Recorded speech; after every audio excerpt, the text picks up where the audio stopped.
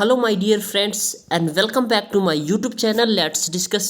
Friends, आज हम पढ़ने वाले हैं class 10th subject Hindi and worksheet number 78, जो कि आज यानी 27 जनवरी 2021 के लिए है। तो बच्चों, आज हम पढ़ेंगे अपठित गद्यांश। अपठित गद्यांश जो आपके पेपर में बार बार आएंगे और आपको इस पेपर को बहुत ही अच्छे से समझना है, क्योंकि ये फिक्स नहीं रहता जो ये किस पोर्शन से कहाँ से कब पूछ दिया जाए। तो आपको इसके कंसेप्ट को समझना है, इसको पढ़ना है, रीडिंग स्किल को डेवलप करना है, और आपको इस पूरे पैसेज की जो अंडरस्टैंडिंग है वो आपको होना चाहिए पढ़ने के पश्चात। ठीक है, तब जाकर आप इसके क्वेश्चंस का आंसर दे सकते हैं। तो आप इसे अच्छे से सुनिए, फिर इसके में जो पूछे गए क्वेश्चन है उसके सॉल्यूशन को भी देखेंगे। राइट, तो चलिए, निम्नलिखित गद्यांशों को पढ़कर पूछे गए प्रश्नों को सर्वाधिक उपयुक्त विकल्प का चयन कीजिए। यानी सबसे जो बेहतर आंसर है, आंसर तो कोई भी और भी हो सकता है, लेकिन बेहतर आंसर आपको बताना है। राइट, किसी भी राष्ट्र का इतिहास उसके वर्तमान और भविष्य की नींव होता है। किसी भी राष्ट्र का इतिहास क्या होता है? उसके वर्तमान और भविष्य की नींव होता है। देश का इतिहास जितना गौरवमयी होगा, वैश्विक स्तर पर उसका स्थान भी उतना ही माना जाएगा। यानी देश का इतिहास जितना बेहतर होगा, दुनिया में उसका उतना ही स्थान ऊंचा होगा। यूं तो बीता हुआ कल कभी वापस नहीं आता, लेकिन उस काल में बनी इमारतें और लिखे गए साहित्य उन्हें हमेशा सजीव बनाए रखते हैं। लेकिन उस काल में जो लिखे गए साहित्य इमारतें वो क्या करते हैं? साहित्य इमारतें हमेशा सजीव बनाते हैं। यही वजह है कि ऐसी वर्षों पुरानी या यूं कहे तो कई सदियों पुरानी ऐतिहासिक इमारतें जो संबंधित राष्ट्र में वर्षों पुराना इतिहास की गौरव गाथा कहती है, उनके संरक्षण का पूरा पूरा प्रयास किया जाता है, यानी कि उसको हम बचाते हैं। भारत में ऐसा कई ऐतिहासिक मकबरे, मस्जिद, मंदिर और अन्य इमारतें हैं जो स्वयं हमारे विशाल और सम्मानजनक इतिहास की कहानी कहती है। लेकिन उस समय के साथ साथ इन इमारतों को उनमें रखे गए हैं साहित्यों को बहुत ही नुकसान पहुंचा है। इनमें भी परवाह किए बगैर उन अनमोल धरोहर को मनमाने ढंग से हम खंडित किया गया है।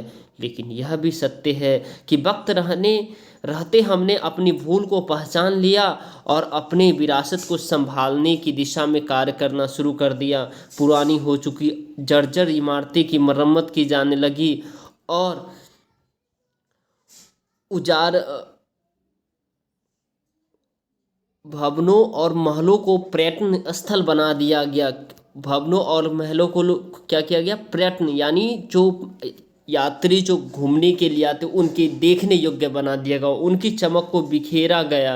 उनको क्या किया गया? बिखेरा गया। किताबों और स्मृति चिन्हों को संग्रहालय में जगह दी गई, परंतु विरासत को संभाल कर रखना इतना आसान नहीं है। इसीलिए यूनेस्को द्वारा हर वर्ष 18 अप्रैल को कब मनाया जाता है? याद रखिएगा, क्वेश्चन में पूछा गया। यूनेस्को द्वारा 18 अप्रैल को विश्व विरासत दिवस मनाया जाता है। किसके द्वारा? यूनेस्को द्वारा। कब मनाया जाता है? 18 अप्रैल को, जिसका स्पष्ट उद्देश्य इन इमारतों और उनसे रखी धरोहर को देखभाल करना होता है। चलिए, तो अब हम इसमें कुछ क्वेश्चंस पूछे गए हैं, इसके सभी का आंसर देखते हैं बच्चों प्रॉपर वे में। देखिए, विश्व स्तर पर किसी राष्ट्र की पहचान किस में होता है? उसके इतिहास में, अर्थव्यवस्था में, उसकी शक्ति में, उसके भूगोल में। तो बहुत ही आसान है। विश्व स्तर पर किसी भी राष्ट्र की पहचान अभी अभी हमने पढ़ा है, उसके इतिहास में होता है। किस में होता है?